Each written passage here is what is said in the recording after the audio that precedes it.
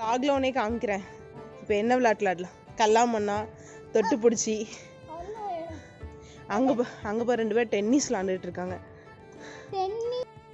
Hello guys, அஸ்ஸலாமு அலைக்கும். Welcome back to our channel. இன்றைக்கி நம்மளோட சேனலில் நியூ இயர்க்கு முன்னாடியும் நியூ இயர்க்கு அப்புறமும் உள்ள ஒரு மிக்ஸ்டு விளாக் தான் பார்க்க போகிறோம். இந்த விளாக் பொறுத்தவரையில் எனக்கு ரொம்ப மெமரபிளான ஒரு விளாக் தான். இவங்க யார் அப்படின்னு பார்த்தீங்க அப்படின்னா என்னோட வாக்கிங் பார்ட்னர். ஸோ இவங்க குட்டியை கூட்டிட்டு தான் நான் எப்போவுமே நைட் வந்து வாக்கிங் போய்கிட்டு இருக்கேன். ஸோ இப்போ இவங்க ஊர்லேருந்து வந்துக்கிட்டு இருக்காங்க. 1 வீக்காக வந்து இங்கே இருக்கிறதுனால எனக்கு கொஞ்சம் என்ஜாய்மெண்ட்டாக தான் அந்த வாக்கிங் டைம் வந்து போய்கிட்டு இருக்கு.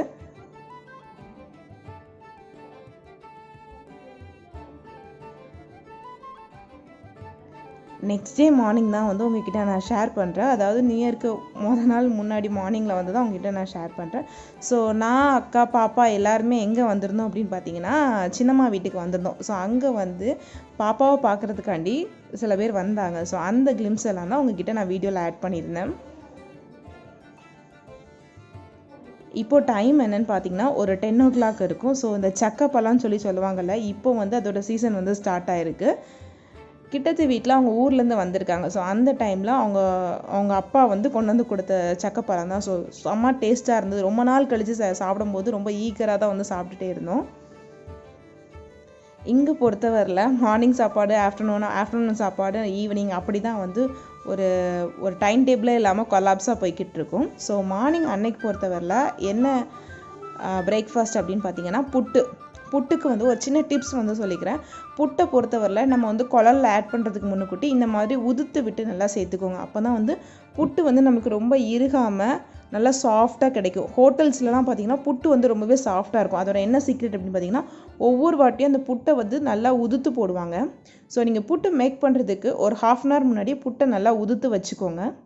நான் இன்றைக்கி தேங்காய் புட்டும் அதுக்கப்புறம் வந்து மசாலா புட்டும் தான் வந்து ரெடி பண்ணி எடுத்துக்கிட்டேன். மசாலா புட்டை பொறுத்தவரை ரொம்பவே சிம்பிள் தான்.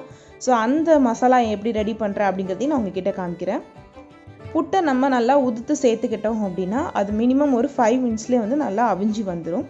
ஸோ செகண்ட் டிப்ஸ் என்ன அப்படின்னு பார்த்தீங்க அப்படின்னா, நீங்கள் வந்து பசும்பால் யூஸ் பண்ணுறீங்க அப்படின்னா ஸோ அந்த பால் வந்து உங்களுக்கு கெட்டு போகாமல் இருக்கணும் அப்படின்னா ஒரே பாத்திரத்தில் நீங்கள் வந்து யூஸ் பண்ணுங்கள். அடிக்கடி வந்து சேஞ்ச் பண்ணாதீங்க பாத்திரத்தை. அடிக்கடி நீங்கள் சேஞ்ச் பண்ணும்போது பால் வந்து தெரிஞ்சிரும். உங்ககிட்ட ஒரு சின்ன மசாலா கிரேவி வந்து ஷேர் பண்ணுறேன்னு சொல்லியிருந்தேன் இல்லையா? ஸோ அதை எக் வச்சு தான் என்கிட்ட வந்து எக் தான் அவைலபிளாக இருந்து. ஸோ அதை வச்சு நான் ரெடி பண்ணிட்டேன். ஸோ தேவையான அளவு எண்ணெய் சேர்த்துட்டு 1 tablespoon பெப்பர், 1/2 tablespoon மஞ்சள் பொடி, உப்பு, இதில் கொஞ்சமாக வந்து சிறுசீரக பொடி வந்து சேர்த்துருக்கேன். லோ ஃப்ளேமில் வச்சு மசாலா 2 நிமிஷம் குக் ஆனதுக்கப்புறம் பாயில்டு எக்கை வந்து இதில் சேர்த்துருக்கேன். ஸோ இந்த மசாலா புட்டு பொறுத்தவரை பீஃபில் பண்ணனா அல்டிமேட்டாக இருக்கும். ஸோ அன்றைக்கி வந்து பீஃப் என்கிட்ட அவைலபிளாக இல்லை. ஸோ எக் தான் இருந்தது. அதனால் நான் எக்கில் வந்து பண்ண ஆரம்பிச்சிட்டேன். எக்கை வந்து 5 minutes லோ ஃப்ளேமில் வச்சு ரோஸ்ட் பண்ணி எடுத்துக்கோங்க. கோகனட் புட்டோட இந்த மசாலா புட்டு வந்து அல்டிமேட்டாக இருக்கும். கண்டிப்பாக நீங்கள் ட்ரை பண்ணி பாருங்கள், ட்ரை பண்ணல அப்படின்னா. ஸோ எக் எல்லாத்தையும் ஃப்ரை பண்ணி எடுத்துக்கோங்க. நல்லா ஒரு கோல்டன் ப்ரௌனில் வந்துருக்கணும், அந்த அளவுக்கு ஃப்ரை பண்ணி எடுத்துக்கோங்க. அதுக்கப்புறம் அதே ஆயிலில் நான் வந்து 2 மீடியம் சைஸ் ஆனியன், தக்காளி, அதுக்கப்புறம் வந்து பச்சை மிளகா காரத்துக்கு ஏற்ப வந்து சேர்த்துருக்கேன். சேர்த்ததுக்கப்புறம் இதுக்கு தேவையான நல்லா உப்பு சேர்த்துக்கோங்க. உப்பு வந்து ஆல்ரெடி நம்ம எக்லேயும் சேர்த்துருக்கிறதுனால பார்த்து உப்பு சேர்த்துக்கோங்க. உப்பு சேர்க்கும் போது நம்மளுக்கு குயிக்காக வந்து வதங்கி வரும். அதுக்காண்டி நான் ஃபஸ்ட்டே வந்து உப்பு சேர்த்துக்குவேன். இப்போ தான் வதங்க ஸ்டார்ட் ஆகிருக்கு. ஸோ ஒரு 5 to 10 minutes நல்லா வதங்கணும்.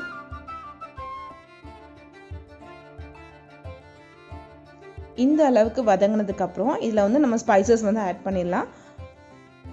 ஃபஸ்ட்டு வந்து மல்லிப்பொடி வந்து ஆட் பண்ணியிருக்கேன். 1 to 1.5 tablespoon அளவுக்கு மல்லிப்பொடி ஆட் பண்ணிக்கோங்க உங்கள் குவான்டிட்டிக்கு ஏற்றாப்புல. மல்லிப்பொடி ஆட் பண்ணி அதுக்கப்புறம் அதோட பச்சை வாடை போனதுக்கப்புறம் இதில் வந்து நம்ம ஒரு 1/2 cup அளவுக்கு தண்ணி சேர்த்துக்கணும். தண்ணி சேர்த்ததுக்கப்புறம் வந்து நீங்கள் ஒரு 5 minutes நல்லா கொதிக்க விட்டுருங்க, அந்த மசாலாவோட பச்சை வாடை போகிற வரைக்கும். நான் சைட் பை சைடு என்ன பண்ணிட்டேன் அப்படின்னா புட்டு வந்து ரெடி பண்ணி எடுத்துக்கிட்டேன். 5 minutesக்கு அப்புறம் பார்த்தீங்கன்னா இந்த மாதிரி நம்மளுக்கு திக்கான கிரேவி கிடைக்கும். இந்த ஒரு பதத்தில் நீங்கள் வந்து எக்கை ஆட் பண்ணிக்கலாம்.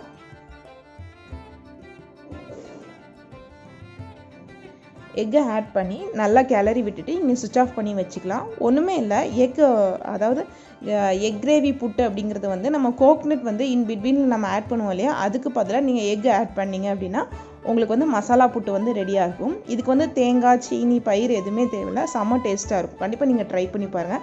என்னோடய one of the favourite breakfast அப்படின்னா என்னோடய புட்டு தான். ஸோ அதுக்கப்புறம் நான் நேராக வந்து ஈவினிங் போயிட்டேன். ஏன் அப்படின்னா அன்னைக்கு பொறுத்தவரையில் லஞ்சை வந்து ஸ்கிப் பண்ணியாச்சு. ஸோ ஈவினிங்க்கு வந்து நான் என்ன ரெடி பண்ணியிருந்தேன் அப்படின்னா வாழைக்காய் பஜ்ஜி. ஸோ தம்பியோட மோஸ்ட் ஃபேவரட்னே சொல்லலாம். அவனுக்கு வந்து வீட்டில் ஏதாவது செஞ்சு சாப்பிட்டுக்கிட்டே இருக்கணும். அதில் குட்டியாக வந்து மசாலாவே சேர்க்காமல் ஒரு வாழைக்காய் கிடக்கு, அதுவும் அவன் தான். ஸோ ஏதாவது புதுசாக ட்ரை பண்ணி வீட்டிலே வந்து ரெடி பண்ணி சாப்பிட்டுட்ருப்பான். நான் இருக்கிறதுனால நான் ரெடி பண்ணி கொடுக்குறேன். மேபி நான் இல்லை அப்படின்னாலும் அவனே ரெடி பண்ணி சாப்பிட்டுக்குவான். இது கூட சுட சுட டீ. இப்போ டீ குடிக்கிற டைம் என்ன அப்படி பார்த்தீங்கன்னா ஒரு 7:30 தான் இருக்கும். அந்த டைமில் தான் வந்து நாங்கள் டீ குடிப்போம். மேபி எல்லோரும் 5 to 6 o'clock டைமில் வந்து டீ குடிப்பாங்க. நான் வந்து 7:30 குடிக்கிறேன். ஸோ சொன்னேன் இல்லையா, எல்லாமே டைம் டேபிள் எல்லாமே இங்கே அப்படியே சேஞ்ச் ஆகி தான் நடக்கும் அப்படின்னு சொல்லிட்டு. ஆக்சுவலாக புட்டு சாப்பிடும் போதே 12:30 அந்த 11:30 அந்த மாதிரி டைம் கிட்ட ஆயிடுச்சு. ஸோ அதனால் வந்து லஞ்சை வந்து டோட்டலாக ஸ்கிப் பண்ணிவிட்டு நேராக ஈவினிங் ஸ்நாக்ஸ் போயாச்சு. டீ குடிச்சு சாப்பிட்டுக்கோ. நல்ல மொறுப்பான ஒரு டீயும் ஒரு பஜ்ஜியோட அன்னைக்கு ஈவினிங் வந்து போயிட்டு இருந்துச்சு. ஸோ அன்னைக்கு ஈவினிங் பார்த்தீங்கன்னா நல்ல ஒரு ரெய்னி டைம் வர நல்ல மழை பெஞ்சுது. ஸோ அதுக்கு இந்த டீ வந்து பக்கா ஆப்டாக இருந்தது. நைட் டைமில் நான் நல்ல டீப் ஸ்லீப்பில் இருக்கும்போது இங்கே கேக் கட் பண்ணாங்க நியூ இயருக்கு வந்து. அந்த குட்டி கிளிம்ஸ் தான். நியூ இயர் அன்னைக்கு நம்ம வெளியே போனால் கண்டிப்பாக வந்து ரொம்ப ரஷ்ஷாக இருக்கும், கொஞ்சம் சேஃப்டி இல்லாமல் இருக்கும். ஸோ அதனால் என்ன பண்ணிட்டோம் அப்படின்னா நியூ இயர் நைட் வந்து எங்கேயுமே போகக்கூடாது அப்படின்னு சொல்லி டிசைட் பண்ணிவிட்டு நியூ இயர் முடிஞ்சு 2 நாள் கழித்து வந்து நாங்கள் வெளியே போகலாம் அப்படின்னு சொல்லி பிளான் பண்ணியிருந்தோம். ஸோ பாப்பா இருக்கிறதுனால பாப்பாவையும் கேரி பண்ணிட்டு போக முடியாது அப்படிங்கிறதுனால பிளானிங்கே வந்து அண்ணன், அக்கா, தம்பி நாங்கள் 4 பேர் மட்டும் வெளியே போகிற மாதிரி இருந்தது. மேபி நாங்கள் வந்து என்றைக்கு ஊருக்கு ரிட்டர்ன் கிளம்பி போகிறோன்னு தெரியல, டக்குன்னு வந்து கிளம்பி போகிறதா கூட இருக்கும். ஸோ அன்றைக்கி ஃப்ரீயாக இருந்தோம் அப்படிங்கிறதுனால அன்றைக்கி வந்து கிளம்பியாச்சு.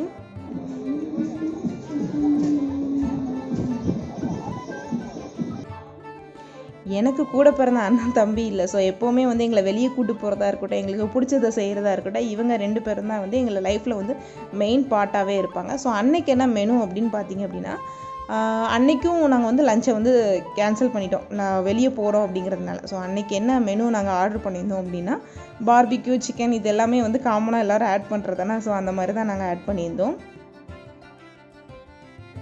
என்னோடய ப்ரீவியஸ் வீடியோஸில் பார்த்தீங்க அப்படின்னா ஒரு 8 to 9th மந்த்துக்கு முன்னாடி நாங்கள் ஹோட்டல் போயிருந்தோம். அதுக்கப்புறம் எங்கேயுமே வெளியே போகல.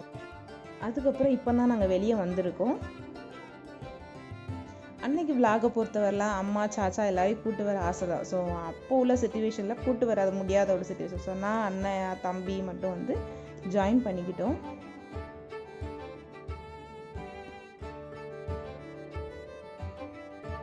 இந்த ஹோட்டலில் எனக்கு ரொம்ப பிடிச்சது ஒன்று என்ன அப்படின்னா அந்த சரௌண்டிங்ஸ் ஒரு டிஃப்ரெண்ட்டாக இருந்தது. நைட் டைமில் ஃபேமிலியோட நல்லா என்ஜாய்மெண்ட்டாக வந்து நீங்கள் டின்னர் சாப்பிட்ணும் அப்படின்னா ஒரு ஆப்டான பிளேஸு.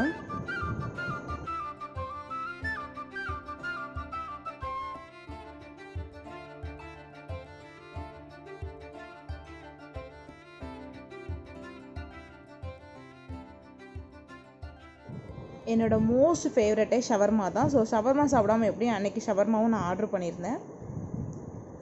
நான் அன்றைக்கி சாப்பிட்டதுலே என்னோடய மோஸ்ட் ஃபேவரட் அப்படின்னு பார்த்தீங்கன்னா சிலோன் புரோட்டா, சிக்கன் சிலோன் புரோட்டா. ரொம்பவே சாஃப்டாகவும் சூப்பர்பாகவும் இருந்தது.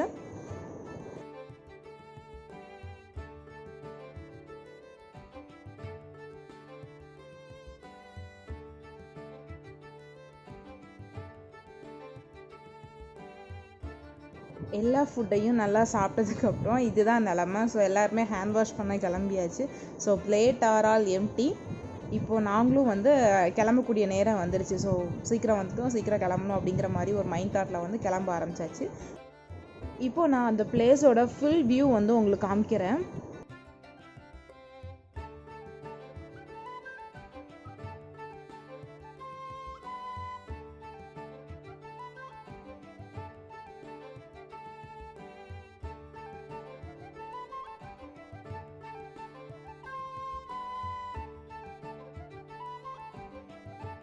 அட் லாஸ்ட்டாக வந்து வீட்டுக்கும் பார்சல் வாங்கிட்டு மொஜிட்டோ வந்து குடிச்சிட்டு நாங்கள் எல்லாருமே அந்த இடத்த விட்டு கிளம்பியாச்சு.